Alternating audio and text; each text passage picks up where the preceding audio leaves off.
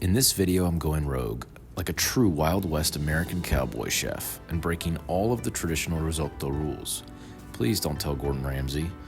I will teach you a new way to make an amazingly luxurious and decadent lobster risotto, the ultimate winter comfort food. So let's get cooking.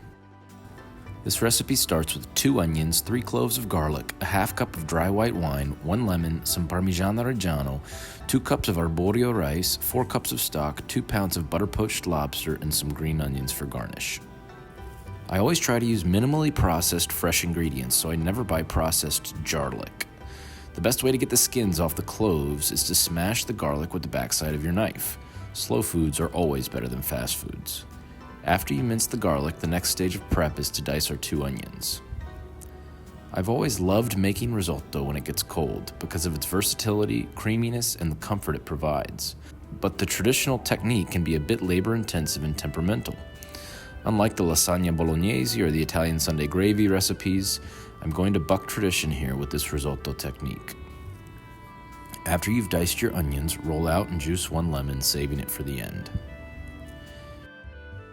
In our pressure cooker pot, add 2 tablespoons of butter and the diced onions to saute and soften. I like to season as I go, so add a dash of salt and pepper to your onions while they're softening. I have 2 little kids, a 5-year-old daughter and a 2-year-old son who keep me quite busy, so when I find ways to make really good food with a couple shortcuts so I can spend less time in the kitchen, I take full advantage of them, like using a pressure cooker to make risotto. After the onions have softened, add your minced garlic and your 2 cups of uncooked arborio rice. We want the rice to toast a little bit, which will do many things to make a better risotto, improving the texture, creaminess, and flavor, so don't skip this step. Also, do not skip buying arborio rice. It's an absolute must. Arborio rice has a long and rich culinary history in Italian cooking. Its origins can be traced to the Po River Valley in northern Italy to a town called Arborio. It's a firm, short-grain rice with a very high starch content, which allows it to make magic. Its unique ability to absorb flavors, create a creamy sauce, and maintain that toothiness chew is incredible. Some might say al dente. After toasting the rice for a couple minutes, deglaze the pot with your half cup of dry white wine, only wine that you would drink too. The wine will add fantastic depth and flavor to the risotto, and the booze should only take a couple minutes to cook off. Everything up until this point so far has followed the traditional techniques for risotto, but here's where I go rogue. Instead of ladling cup after cup after cup after cup after cup of broth, I'm going to add all 4 cups of my seafood stock to the pressure cooker pot now, cover the pot, and pressure cook it on high for 4 minutes. We're basically done in the kitchen now and can just wait while this gets up to pressure, finishes its 4-minute cycle, and then you can let it sit for 5 to 10 minutes before releasing the pressure. There's no stirring or ladling at all. After the pressure is released, it's time to finish our risotto with our lobster. I did not film the stock or butter poached lobster I made the other night, but I always make enough to use for leftover something, and this time I chose risotto.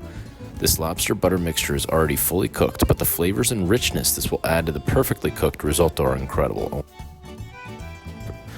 Oh my god, look at that flavor bomb lobster butter melt into the perfectly cooked risotto. While finishing, I'm going rogue again and breaking a cardinal Italian rule, perdonami padre for I have sinned, by combining seafood and cheese, because I'm addicted to Parmigiano Reggiano.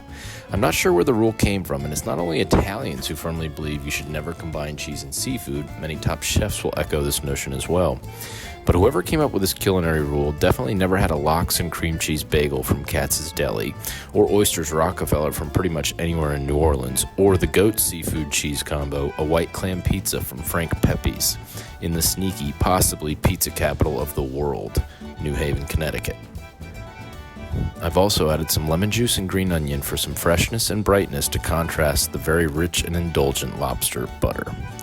Try making this next time you want to impress your significant other or just ball out and wow your friends, and let me know how it goes.